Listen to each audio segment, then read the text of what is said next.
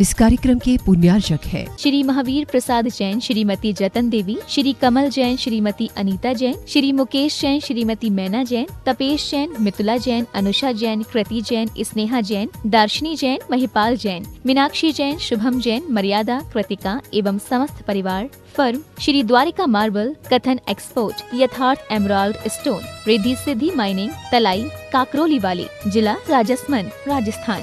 स्वर्गीय श्री सुरेश जी जैन, धर्मपत्नी स्वर्गीय श्रीमती शिरोमणि जैन की स्मृति में श्री शशांक जैन, धर्मपत्नी श्रीमती कुमकुम जैन, पुत्र उमंग जैन, पुत्र वधू प्राची जैन, पौत्र निमित जैन, पौत्री अक्षता जैन, बेटी दामाद श्री अंकुर जैन, श्रीमती मानवी जैन, नातिन स्तुति जैन, अग्रिमा जैन। माता पिता श्रीमान रूपचंद जी जैन, श्रीमती कमला जैन, दिनेश जैन, रेखा जैन, दिवेश जैन, दिशा जैन, गंगवाल परिवार। प्रवासी मुंबई, निवासी ब्यावर। श्री ओम नमः सिद्धेभ्यः। जय श्री ओम नमः सिद्धेभ्यः। जय श्री ओम नमः सिद्धेभ्यः। सर्वमंगल मांगल्यम सर्वकल्याणकारकम प्रधानम सर्वधर्माणां जैनम जयतु शासनम। जैनम जयतु शासनम। जैनम जयतु शासनम। पंच परमेष्टि भगवान की आचार्य श्री गुरुवर कुंद कुंद महाराज के, आचार्य श्री गुरुवर विद्यासागर महाराज के। बोलिए परम पूज्य जगत निरापक श्रवण मुनि पुंगव श्री सुधासागर जी महाराज की, समस्त आचार्य संघ की।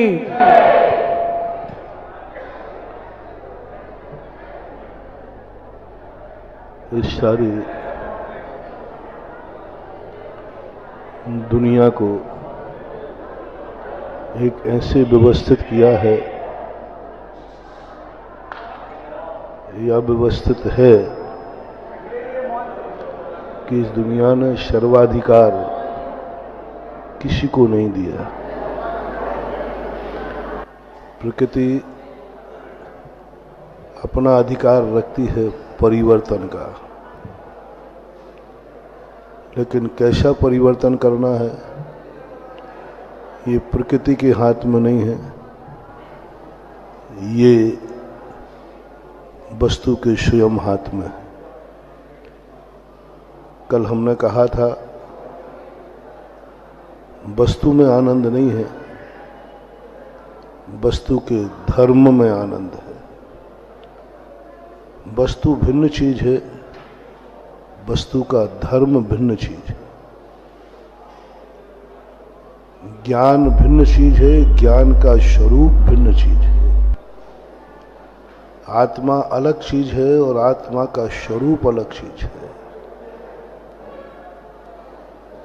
आत्मा के संबंध में विषमवाद नहीं है, विषमवाद है आत्मा के स्वरूप में। सृष्टि के संबंध में विषमवाद नहीं है, विषमवाद है सृष्टि के स्वरूप में। भगवान के संबंध में विषमवाद नहीं है, सभी भगवान को मानते हैं। विषमवाद है भगवान के स्वरूप में। संसार में बहुत कम लोग होंगे जो नास्तिक हों। सबसे बड़ा प्रमाण पत्र है, कितना भी बड़ा विज्ञान विकास कर ले, लेकिन आज भी विश्व का हर देश किसी न किसी अदृश्य शक्ति को मानता है। मैंने पूछा बहुत सारे लोगों से, आप लोगों से पूछा कि आप लोग हमें नेट पर शोध करके बताओ कि विश्व का ऐसा कौन सा देश है जो किसी न किसी अदृश्य शक्ति को नहीं मानता हो। किसी को नहीं मानता हो, प्रत्यक्ष को ही मानता हो। किसी महाशक्ति जो अदृश्य है, ऐसे को नहीं मानने वाला देश कौन सा है? आप लोग तो सारी दुनिया से परिचित रहते हैं। आजकल सारी दुनिया आपके नेट पर है, आपके मोबाइल में। बोलो ऐसे दुनिया का कौन सा देश है जो किसी न किसी अदृश्य शक्ति को नहीं मानता हो? अक्षय जी, आपको मालूम दुनिया का ऐसा कौन सा देश है जो किसी न किसी अदृश्य भगवान या शक्ति को नहीं मानता? बताओ, मुझे मालूम नहीं, मैं इसलिए पूछता हूं कि पता चल जाए। नहीं है, मैंने जो खोजा नहीं है। इससे सिद्ध हो गया कि सारा विश्व तो पागल नहीं है, सारा विश्व तो मूर्ख नहीं है। विज्ञान कितना भी चिल्लाता जाए, एक देश को भी उस अदृश्य शक्ति के विश्वास से रहित नहीं कर पाया। अमेरिका सबसे बड़ा, सबसे ज्यादा कर्तृत्ववाद अदृश्य शक्ति को मानने वाला अमेरिका है, रूस है। इनके अंदर बहुत, भारत तो बहुत बाद में है। इसलिए सारा विश्व जब एक मत है कि कोई अदृश्य शक्ति जरूर है जिसका आलम्बन हमें लेना है, जिसका सहारा मुझे चाहिए, जो हमारी छाया बन के रहे, हर व्यक्ति चाहेगा। क्योंकि जीवन में सब कुछ होने से ही नहीं होता है, कुछ करने से भी होता है। होने से ही सब कुछ नहीं होता, जो होना है वह हो रहा है, होगा नहीं, कुछ करने से भी होता है, कुछ किया भी जाता है, देखा भी जाता है। करोति क्रिया यदि समाप्त हो जाती तो न व्यक्ति धर्म रहता और न व्यक्ति के पास कर्म रहता। धर्म जो है होता जगत स्वयं परिणाम, जग का मैं क्या करता काम, यदि ऐसा होता तो दुनिया में से धर्म भी खत्म हो जाता और कर्म भी खत्म। क्या करना है, जो हो रहा है हो रहा है। कोई क्यों व्यापार करेगा, जो होगा सो होगा। कर्म और धर्म को यदि दुनिया में आज जीवित है, कर्म और धर्म को आस्था और श्रद्धाएं जो जीवित है, पुरुषार्थ जो जीवित है, वह सब अस्थि और भवती क्रिया के ऊपर आधारित नहीं है, कुछ करोति क्रिया पर आधारित है। अब करोति क्रिया में दो बातें आती हैं। मेरी जिंदगी में कोई ऐसी शक्ति आ जाए जो मेरा काम कर दे, जो मेरा काम कर दे। इस पक्ष में विश्व का बहुत बड़ा भाग है। विश्व का 90 क्या 99% भाग है कि कोई ऐसी महाशक्ति दुनिया में है जो इस सृष्टि को चलाती है, सृष्टि को बनाती है, सृष्टि को मिटाती है। तो बहुतायत लोग तो इसी उसमें बैठे हुए हैं कि कोई ऐसी महाशक्ति मुझे सिद्ध हो जाए, प्रसन्न हो जाए, जिससे मेरे सारे काम वह शक्ति कर दे। लेकिन विश्व का एक जैन दर्शन ऐसा है, जिस जैन दर्शन में भगवान को स्वीकार करते हुए भी, भगवान की सत्ता स्वीकार करते हुए भी अपने काम भगवान से नहीं कराना चाहता, भगवान से ऐसी आत्मा की शक्ति चाहता है कि हे प्रभु, मुझे ऐसी शक्ति प्रदान करो कि मैं अपना खुद इतना शक्तिमान हो जाऊं कि मेरे सब कार्य मैं स्वयं कर लूं। अब देखना, भगवान में अंतर नहीं आया, भगवान को सब मान रहे हैं, भगवान के स्वरूप में अंतर आ गया।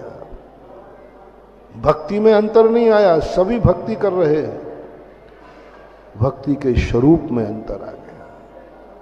आनंद भक्ति में नहीं, भक्ति के स्वरूप में है। भगवान में नहीं, भगवान के स्वरूप में। वस्तु में नहीं, वस्तु के स्वरूप में है।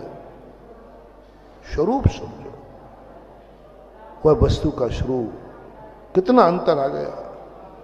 एक कहता है हे भगवान सब मेरे काम करो, क्योंकि आप दुनिया के कर्ता हैं,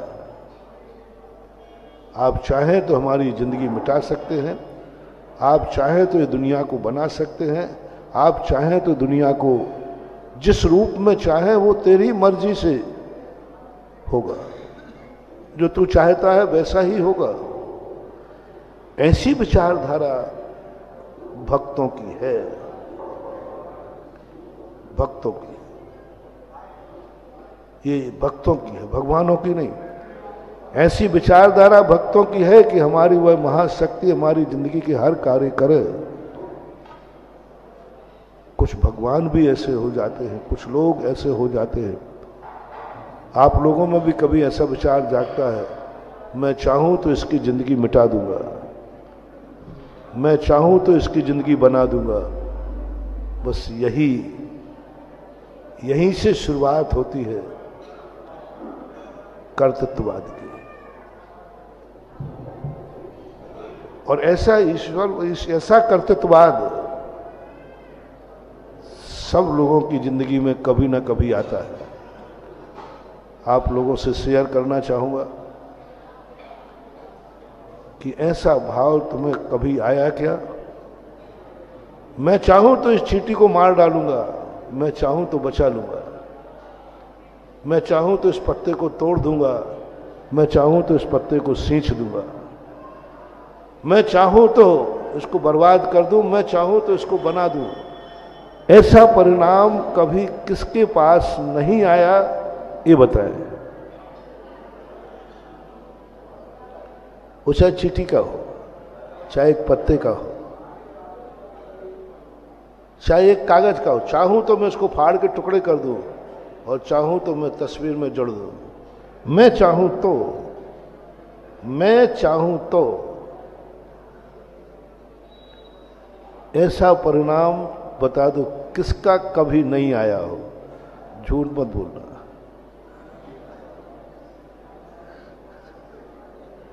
रसिया जी, श्रीज बोल भाई, आया तो इसका अर्थ कि मैं बच जाऊंगा? मैंने तो नहीं कहा कि मैंने नहीं आया। आता है, आता है, बस इसी को जीतना है। ये दूसरे के लिए हमारे मन में जब ये भाव आवे, यही तो अहंकार है, यही तो कर्तृत्व है। मैं चाहूं तो ऐसा कर सकता हूं। जैन दर्शन इसका विरोधी है। जैन दर्शन कहता है तुम स्वचतुष्टय को नकार रहे हो। और पूज्यवर कुंदकुंज स्वामी तो बार बार ये कहते हैं तू किसी को मार नहीं सकता, आयु क्षयण मरणम। उसकी आयु के क्षय से वो मरेगा, तू मात्र निमित्त बन सकता है। तो ऐसी विचारधारा भक्तों में भी है कि कोई शक्ति ऐसी है जो मेरे कार्य कर देगा, और ऐसी विचारधारा स्वयं में है कि मैं कुछ दूसरे का कर सकता हूं। ये दोनों विचारधाराएं कहीं ना कहीं हमारे लिए अच्छा संकेत नहीं देंगे। और वही विचारधारा को थोड़ा पलट लें। अब जैन दर्शन देखो, भक्ति का स्वरूप बदलता है। भगवान आप मेरी जिंदगी में कुछ नहीं कर सकते, आपका स्वचतुष्टय मेरे काम नहीं आ सकता, आपका किया हुआ कर्म मेरे काम नहीं आ सकता, आपकी सर्वज्ञता मेरे काम नहीं आ सकती, आपका अनंत सुख कुछ नहीं, किंचित मात्र भी। जैन सम्यक दृष्टि कहता है भगवान का किंचित मात्र भी हमारे लिए कुछ नहीं मिल सकता, और वो दे भी नहीं सकते। लेकिन हम भक्ति करेंगे क्यों? जब वो कुछ दे नहीं सकते, ले नहीं सकते, तो भक्ति क्यों करना? हमें आपकी शक्ति नहीं चाहिए, आपके संसर्ग में आने से हमारी खुद की शक्ति प्रकट हो जाती है। हम बुझे हुए दीपक हैं, हम बुझे हुए दीपक हैं, और आपके दीपक में हमें प्रकाश नहीं मिलेगा। आप दीपक हैं, आप सूर्य हैं, आप शातिशा सूर्य हैं, आप चंद्र हैं, आप प्रकाश पुंज हैं, आप प्रकाश रूप हैं। ये महिमा अपन भक्ति में गाते हैं भगवान की। आप सब कुछ हैं, आप शक्तिमान हैं, आप प्रकाशमान हैं, आप सर्वज्ञ हैं, आप ज्ञाता दृष्टा हैं, सारा तीन लोक आप में झलकता है, आप बहुत बड़ा ज्ञान है, लोकालोक अलोक आकाश तक है। ये सब अपन गाते हैं, लेकिन अब यहाँ तक गाते हैं, सभी गाते हैं। अब सम्यक दृष्टि जैन कहता है, क्यों जा रहे हो भगवान की लाइट में? बोले नहीं। भगवान का प्रकाश चाहिए? बोले नहीं। तो फिर क्यों जा रहे हो? अपनी निंदा करता है, मैं अंधकार में हूं, मेरा अंधकार रूप है, मैं अंधकारमय हूं, अपनी निंदा करता है। मैं अपावन हूं, मैं पते तो जितनी निंदा करना चाहे करता है, और भगवान की प्रशंसा करता है। बस समझ लेना, अब बहुत बड़ा मामला प्रकट होने वाला है। भक्ति का अर्थ ही यही है, अपने आराध्य को सब कुछ मान लो, किंचित मात्र भी कमी मत रखना।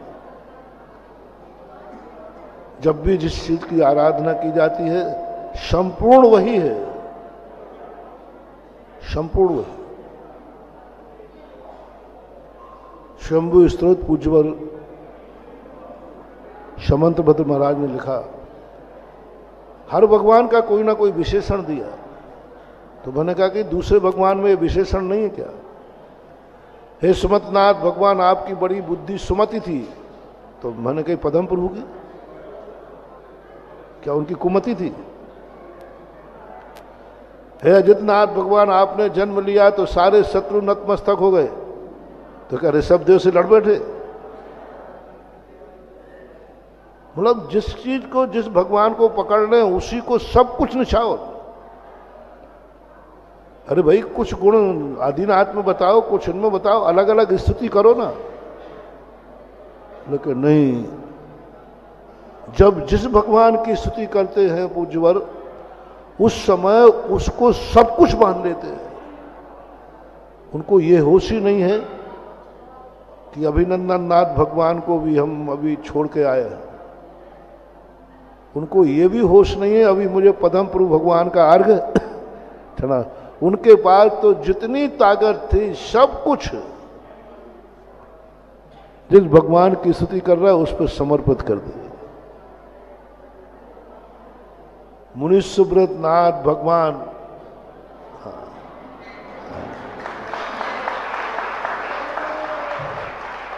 अपन तो जिसकी खाना उसकी बजाना, जिसकी छाया में बैठे समंत भद्र महाराज ने कहा, अभिनंदन नाथ भगवान की अभी हम कितनी महिमा गा के आए, और आज मैं कह रहा हूं गजब। जो कुछ संसार में सबसे शक्तिमान है उनका नाम है मुनि सुब्रत नाथ भगवान। अरिष्ट निवारक सब केवल ज्ञानी, ये सर्वज्ञ, सब जितने गुण दुनिया में हैं वो सब इनके पास है। अच्छा बताओ, ये सूत्र अकेले आदिनाथ पे लगेगा क्या? यही शांत राग रुचि भी परमाणु विस्तम निर्मापित त्रिभुवनैक ललाम भूत तावंत एव खलु ते प्रणवा पृथिव्याम यत्ते समानमपरम। ये जो परमाणु की बात कही, ये आदिनाथ में ही कही कि मुनिस्मृत में भी लागू है? नहीं, इनके परमाणु जनरल होंगे। अभिनंदनाथ भगवान के परमाणु जनरल होंगे, विशेष है नहीं। ये भक्ति की एक आदर्श परंपरा, ये भक्ति का स्वरूप जिसके सामने तुम नतमस्तक हो रहे हो, स्तुति कर रहे हो। भूल जाओ कि अभिनंदन नाथ भगवान हैं, भूल जाओ कि नमीनाथ भगवान हैं, हो जाओ समर्पित कि मुनि सुब्रत नाथ भगवान हमारे सामने हैं, यही सब कुछ है। जितने तुम्हारे पास ताकत हो, जितने तुम्हारी भक्ति हो, जितना गुण हो, बस अन्यथा शरणम नास्ति त्वमेव शरणम, इनसे बड़ा कोई हो ही नहीं सकता, इनसे महान कोई हो ही नहीं सकता, इनसे शक्तिमान कोई हो ही नहीं सकता। ऐसा परिणाम आवे, उसी समय नमोस्तु कर लो, जाओ तुम्हारा बेड़ा पार हो गया। और तुमने कहा कि नहीं मुनि सुब्रनाथ भगवान, आप तो अभी कल ही बैठे हो, तुमसे ज्यादा शक्ति तो अभिनंदन नाथ भगवान में है, तो फिर यहाँ की भक्ति करना तुम्हारा मानस। ये कला पूज्यवर समंतभद्र महाराज ने 24 भगवानों की स्तुति में ऐसा कोई भी गुण नहीं है जो प्रत्येक तीर्थंकर में लागू नहीं होता। हे कुंथनाथ भगवान, आपने कुंथु जीवों की रक्षा की। अरे कुंथनाथ भगवान ने छोटे छोटे जीवों की रक्षा की, तो इसका अर्थ है कि शांतिनाथ ने, धर्मनाथ ने नहीं की है। तो भक्ति का स्वरूप पूज्यवर कहते हैं, हम जिसको लक्ष्य बनाते हैं, जिसको साध्य बनाते हैं, वही हमारा पूर्ण संपूर्ण है। और उसके सामने जब स्वयं की बात आ जाए तो जितने निकृष्टतम शब्द हों, जितना निकृष्टतम दुर्गुण हो, वो सब मेरे में है, स्वयं में है, ऐसा अनुभव करो, अनुभव में लाओ। नहीं है तुम्हारे में वो दुर्गुण, नहीं है, मैं मानता हूं, लेकिन सर्वगुण संपन्न के सामने रहो तो सर्व दुर्गुणों की अनुभूति करो, अनुभूति करो। क्योंकि ये कौन है? सर्वगुण संपन्न देवादि देव अरहंत है। इनके सामने जाने का अर्थ है कि सर्व गुण इनमें है और सर्व दुर्गुण, बोलो, मेरे में। पूज्यवर ज्ञान सागर महाराज ने एक बहुत अच्छी बात लिखी। भगवान के सामने गए, बोले तू सब दुर्गुणों से संपन्न है। बोले भगवान, इसमें मेरी क्या गलती है?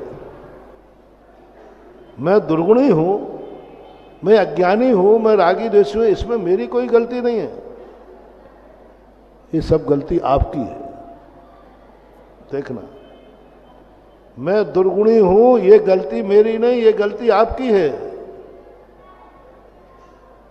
क्योंकि जितने गुण थे वो सीमित थे, वो सब आपने समेट के रख लिए। हमें क्या मिला? बचे जो वही तो मुझे मिलेगा। क्या गजब कर दिया। जितने गुण थे वो सब, संसार में दो चीजें हैं, गुण और दुर्गुण। तो गुण गुण तो सब आपने समेट लिए, हमारे पास क्या बचा? तो उसे दो चार गुण छोड़ देते तो हमें मिल जाते। तो ये गलती आपकी है कि आपने सारे गुण ले लिए, इसलिए हम दुर्गुणी हैं। इसलिए भगवान नाराज मत होना, गलती आपकी है। भक्ति का एक बहुत, कभी कभी भगवान के प्रति कितना बड़ा ये प्रशंसा है भगवान की कि निंदा है। बहुत बड़ी प्रशंसा मान हुआ। मैं क्या करूं, मैं दुर्गुणी हूं तो हूं, आपके पास तो सारे गुण बचे ही नहीं। और यही बात भक्तांबर स्तोत्र में कहा, सारी दुनिया में मैं घूम आया भगवान। आप कहोगे कि सारी दुनिया में घूम आया, अब आया मेरे पास। भगवान सुनो सुनो, आप डांटना मत। मन्ने वरम हरिहरादय एव दृष्टा। भगवान अच्छा हुआ मैं सारी दुनिया में घूम आया। यदि घूमने नहीं जाता तो आपके पास आकर के भी मन कहता कि वहां कुछ अच्छा होगा। है ना, डांट पड़ने के पहले उन्होंने स्वीकार। तो अपने आप को अंधकारमय प्रतीत करो, आराध्य को प्रकाशमय प्रतीत करो। दो प्रकाश कभी मिलाना नहीं, दो प्रकाश कभी मिलते नहीं, दो प्रकाशों के मिलने से कोई मतलब नहीं। दो दीपक जला दो, क्या हो? प्रकाश से प्रकाश नहीं मिलाना, प्रकाश से प्रकाश नहीं मिलता, प्रकाश प्रकाश की भक्ति नहीं करता। प्रकाश और अंधकार जब मिले समझ लेना भक्ति प्रकट होने वाली है। जैन दर्शन ने कहा पहले अंधकार और प्रकाश को समष्टि बैठा दो। भक्ति इसलिए नहीं की जाती कि दो ज्ञानी व्यक्ति मिलेंगे, नहीं, एक ज्ञानी और एक अज्ञानी का मिलना जरूरी है। तुम अज्ञानी बनो तो ज्ञान मिलेगा। तुम पहले से जाओ भगवान से, भगवान मैं कोई कम ज्ञानी नहीं हूं, फिर भी महाराज आप प्रवचन दो, मुझे कम ज्ञानी मत समझना, मैं बहुत ज्ञानी हूं, फिर भी देखता हूं तुम में कितना ज्ञान, महाराज प्रवचन तो दो। देने वाला प्रवचन देगा नहीं, और दे भी देगा तो तुम्हें कुछ उससे हासिल होने वाला नहीं है। ज्ञान किसी से लेना है तो पूर्ण अज्ञानी बन जाओ, पूर्ण अज्ञानी, अनुभूति करो, अनुभव में लाओ, मैं पूर्ण निपट अज्ञानी हूं, मुझे कुछ नहीं आता। बस अब आप ज्ञानी की संगति कर लेना, अब ज्ञानी को खोज लेना, ज्ञानी के दो वचन सुन लेना, तुम्हारे लिए ज्ञान का भंडार भर जाएगा और तुम्हें वो निधि मिल जाएगी। लेकिन पहले तुम्हें अज्ञानी बनना पड़ेगा, सामने वाले को ज्ञानी मानना पड़ेगा। दोनों भगवान के पास जा रहे हैं, दोनों अंधकार में है। एक जा रहा है, भगवान प्रकाशमान है, उनके प्रकाश में हम अपनी जिंदगी जिएंगे, उनके प्रकाश से हम करेंगे। और दूसरा जो जैनी है वो कहता नहीं, मैं भगवान के प्रकाश में नहीं जुड़ा, क्योंकि वो प्रकाश पर चतुष्टय रूप है। तो फिर किस लिए जा रहे हो? क्योंकि जैसे मैं जलते हुए दीपक का स्पर्श करूंगा, मेरा बुझा हुआ दीपक जल जाएगा। बस ये है जैन दर्शन की भक्ति। आपने दो दीपक को देखा, जलते हुए दीपक से बुझा हुआ दीपक टच होता है। जलता हुआ दीपक ने अपनी ज्योति दी क्या? नहीं दी, कुछ नहीं दिया। अपनी बाती दी, अपना घी दिया? नहीं दिया। लेकिन जैसे उससे टच हुआ तो बुझे हुए दीपक की शक्ति जाग गई। बुझे हुए दीपक में वो ज्योति छुपी हुई थी, बुझे हुए दीपक में वह शक्ति छुपी हुई थी। भगवान के जलते हुए दीपक ने अपना कोई प्रकाश नहीं दिया, उसकी छुपी हुई ज्योति को जागृत कर दिया। यह है जैन दर्शन। भगवान के पास हम इसलिए आते हैं कि हमारी शक्तियां जाग जाती हैं। हम भक्ति इसलिए करते हैं कि भगवान से कुछ मिल जाएगा, नहीं, हम खुद समर्थ हो जाएंगे, हम खुद शक्तिमान हो जाएंगे। वंदे तद्गुण, बस एक सबसे बड़ी, मुझे इनके गुण नहीं चाहिए, मैं इनके गुणों की वंदना करूंगा तो ये गुण मेरे में प्रकट हो जाएंगे। ऐसा अनुभूति, ऐसी परिणति जब आती है तब ये भक्ति वास्तविक रूप से प्रकट होती है। तो इस दुनिया को कुछ अपने हाथ में ही है। हमें अपनी जिंदगी किस तरीके से जीना है, किस तरीके से अपना वैभव बनाना है, ये प्रकृति के हाथ में नहीं है, ये हमारे हाथ में है। अंधेरे में जिंदगी गुजरना है, गुजर जाएगी, और प्रकाश में जिंदगी गुजरना है तो वो भी गुजरेगी। प्रकृति में जन्म दे सकती है, भाग्य से जन्म हो सकता है, मौत भी हो सकती है। जीवन भाग्य से नहीं, जीवन हमारे हाथ में है। उसी के परिणाम स्वरूप धर्म की उत्पत्ति हुई। अब धर्म को भी दो लोग से करते हैं व्यक्ति, एक संसार के लिए और एक परमार्थ के लिए। दोनों में भक्ति है, दोनों में शक्ति चाहिए। एक कर्म करने की शक्ति मांगता है और एक धर्म करने की शक्ति मांगता है। जब व्यक्ति धर्म करने की शक्ति मांगे, दरवाजा तो यही है, चाहे कर्म की ताकत प्राप्त हो चाहे धर्म की, आना तो यहीं पड़ेगा। रावण ने संसार का वैभव चाहा, लेकिन माला तो उसने भगवान की ही फेरी ना। चाहे तुम संसार चाहो चाहे परमार्थ चाहो, कोई ना कोई ऐसी अदृश्य शक्ति हमारे जीवन में आना चाहिए जिस कारण से हमारे अंदर छुपी हुई शक्तियां कर्म और धर्म की जागृत हो जाए। अनादिकाल से भारतवर्ष में मां जैन दर्शन का मूर्ति पूजा सबसे प्राचीन है, सबसे प्राचीन, इससे प्राचीन कहीं नहीं। जमीन के अंदर से जितनी मूर्तियां निकलती ज्यादातर जैनियों की निकलती। सबसे बड़ी चीज, भगवान के रहते हुए भी जिनेंद्र की मूर्तियां थी समोषण में। बाद में जाकर के दुनिया ने इसका अनुकरण किया। सामने तीर्थंकर बैठे हैं तब भी मूर्ति की पूजा होती थी। समोषण में जाने वाला मूर्ति को नमस्कार किए बिना भगवान के दर्शन नहीं कर सकता। अपन लोग सोचते हैं कि ये पंचम काल की देन है, भगवान नहीं है इसलिए मूर्ति की पूजा होती है। नहीं, भगवान है तब भी मूर्ति की पूजा होती थी। 10 कदम पे भगवान समोषण में बैठे हैं, फिर भी मानस्तंभ की स्थापना है। चैत्र वृक्षों पर मूर्तियां हैं, उनको नमस्कार किए बिना ना तो चौथे काल में ना पंचम काल में कभी हमें ना प्रभु दर्शन होगा और ना आत्म दर्शन होगा। आत्म दर्शन भी नहीं हो सकता, भगवान दर्शन भी नहीं हो सकता। पहले मूर्ति को स्वीकार करो, स्थापना को स्वीकार करो, मानस्तंभ के पास जाकर के नमोस्तु करो कि मैं इस सत्ता को स्वीकार करता हूं। अदृश्य सत्ता, जड़ में चेतन की अनुभूति,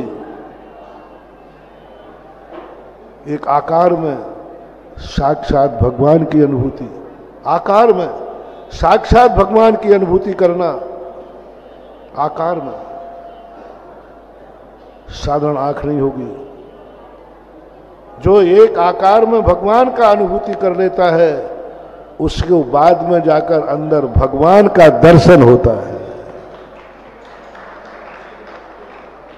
समोषण की बात कह रहा हूं, चौथे काल की बात कह रहा हूं, तीर्थंकर के उपस्थित रहते हुए कह रहा हूं। बहुत बड़ा रहस्यमय सूत्र आपको दे रहा हूं।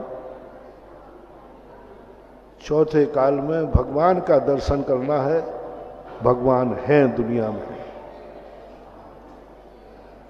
तो नियत बनाई गई। भगवान का वही दर्शन कर सकता है। मैं एक पाषाण की, रत्न की अचेतन उनकी प्रतिलिपि बनाता हूं। क्या इसको देखकर तुम कह सकते हो ये भगवान है? भगवान की मूर्ति नहीं। जैन दर्शन मूर्ति की पूजा नहीं करता, मूर्तिमान की पूजा करता है। मूर्तिमान की पूजा करता है। आप लोगों से पूछा जाए कि आप किसको नमोस्तु कर रहे हो, किसको विराजमान किया है यहां? कह दो भगवान की मूर्ति को। नहीं, मैंने मंत्र नहीं बोला मूर्ति का, मैंने तो साक्षात मंत्र बोला। देखो, देखना क्या गजब सिद्धांत है जैन दर्शन का। आनंद उछलता है, आनंद उछलता है। मूर्ति का नाम नहीं लिया, मूर्ति की स्थापना नहीं हुई, मूर्ति का पंचकल्याणक नहीं हुआ। सारे पंचकल्याणक भगवान के हुए हैं, मूर्ति के नहीं हुए। यदि हुए हैं तो कोई माँ के लाल माई माई हो कि भगवान की मूर्ति को गर्भ में ले जाके दिखाए, मूर्ति को, भगवान को नहीं। चलो छोटी सी मूर्ति दे दूंगा और घर में लाए और मूर्ति पर, भगवान मूर्ति को जन्म दिया इस माता ने। मूर्ति को जन्म दिया था कि जिनेंद्र को जन्म दिया था? चैत बदी नौमी तिथि जन्म्या श्री भगवान। भगवान का जन्म हुआ, मूर्ति का जन्म नहीं हुआ। मूर्ति का पंच कल्याणक नहीं हुआ। कोई चर्चा मूर्ति, पांचों कल्याणक जो हुए भगवान के। मूर्ति का कल्याणक होता तो मूर्ति बनाने वाले शिल्पी बनते, माता पिता। इस मूर्ति का निर्माता कौन है? वो शिल्पी है, जयपुर का। भगवान का बहुत बड़ा रूप, एक आकार में। मूर्ति पूजा नहीं, भगवान की पूजा। मैंने स्थापना, एक मंत्र है, ओम नमो सब्ब सिद्धानम सद्द चक्राधिपते परम मंद्रे कूटे। ये तो दूसरा आ गया, एक और था पर। अष्टकर्म के दौरान उनको पूरा का पूरा जो दिया, अरहंत भगवान का, अनंत चतुष्टय संपन्न, 46 दोष गुण संपन्न, 18 दोष रहित, अष्टकर्म रहित, देवादि देव मुनिष्यव्रतनाथ भगवान सिंहासने स्थापनम करो, स्थापन किया, भगवान का स्थापन। और आपके दर्शन करते करते बोलो ये कौन है? इस कार्यक्रम के पुण्यार्चक थे श्री महावीर प्रसाद जैन, श्रीमती जतन देवी, श्री कमल जैन, श्रीमती अनीता जैन, श्री मुकेश जैन, श्रीमती मैना जैन, तपेश जैन, मितुला जैन, अनुषा जैन, कृति जैन, स्नेहा जैन, दार्शनी जैन, महिपाल जैन, मीनाक्षी जैन, शुभम जैन, मर्यादा, कृतिका एवं समस्त परिवार। फर्म श्री द्वारिका मार्बल, कथन एक्सपोर्ट, यथार्थ emerald stone, Riddhi Siddhi mining, तलाई, काकरोली वाली, जिला राजसमंद, राजस्थान। स्वर्गीय श्री सुरेश जी जैन, धर्मपत्नी स्वर्गीय श्रीमती शिरोमणि जैन की स्मृति में श्री शशांक जैन, धर्मपत्नी श्रीमती कुमकुम जैन, पुत्र उमंग जैन, पुत्र वधू प्राची जैन, पौत्र निमित जैन, पौत्री अक्षता जैन, बेटी दामाद श्री अंकुर जैन, श्रीमती मानवी जैन, नातिन स्तुति जैन, अग्रिमा जैन। माता पिता श्रीमान रूपचंद जी जैन, श्रीमती कमला जैन, दिनेश जैन, रेखा जैन, दिवेश जैन, दिशा जैन, गंगवाल परिवार। प्रवासी मुंबई, निवासी ब्यावर।